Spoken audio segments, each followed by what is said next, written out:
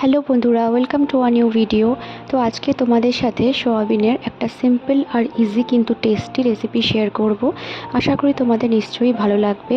তো প্রথমে কড়াইতে নিয়ে নিয়েছি অল্প তেল। তেলে একটু সামান্য নুন আর একটু হলুদ দিলাম, দিয়ে একটু নাড়াচাড়া করে তারপরে যে সোয়াবিনগুলোকে কিন্তু আমি হালকা একটু বয়েল করে নিয়েছিলাম, দিয়ে জলটাও কিন্তু চিপে ঝরিয়ে নিয়েছি। তো সেটাকে একটু হালকা ফ্রাই করে নিচ্ছি। এরকম করে কিন্তু সোয়াবিনটাকে হালকা একটু বয়েল করে মানে সেদ্ধ করে তারপরে জল ঝরিয়ে হালকা ভেজে নিলে কিন্তু টেস্ট কিন্তু খুব সুন্দর হয়।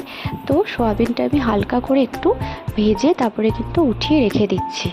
তো কড়াইতে আবারও নিয়ে নিয়েছি অল্প তেল। তো এই রান্নাটায় কিন্তু একটু তেলটা বেশি ব্যবহার করেছি, সাধারণত এতটা তেল দিই না। তো যাই হোক, তেলটা হালকা গরম হলে সামান্য জিরে, গোটা জিরে আর কালো জিরে ফোড়ন দিলাম।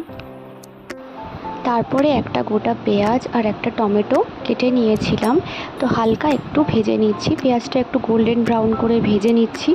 তারপরে কেটে রাখা আলুগুলো ছিল, আলুগুলোও কিন্তু ওর মধ্যে দিয়ে দিলাম আর হালকা একটু ফ্রাই করে নিচ্ছি, একটু ভাজা ভাজা করে নেব। তারপরে দিয়ে দিচ্ছি স্বাদ মতন নুন। তো এখানে আমি এই ছোটো চামচটার 2 চামচ মতো নুন দিলাম।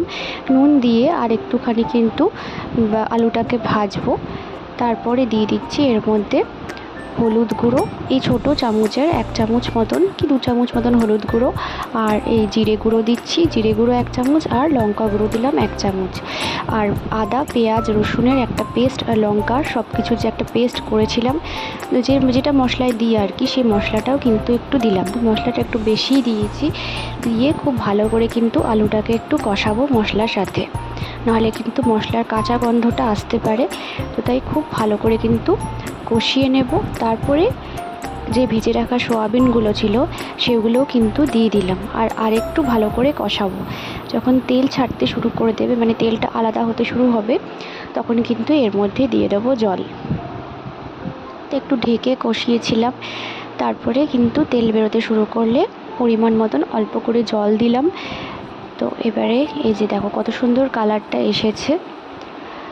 দিয়ে 8 থেকে 10 মিনিট মতন লো ফ্লেমে কিন্তু রান্না করলে একদম মাংসের মতন কিন্তু সয়াবিনটা রান্না হয়ে যাবে। কালারটাও কিন্তু দেখো ওই রকমই এসেছে। তো এই সিম্পল সয়াবিনের রেসিপিটা